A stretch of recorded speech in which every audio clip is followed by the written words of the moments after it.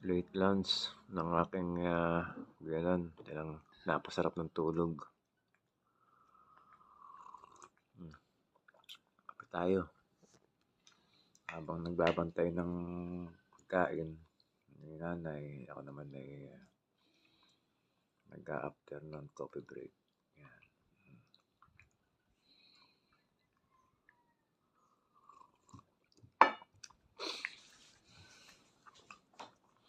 Medyo gutom. Napasarap ang tulog niya.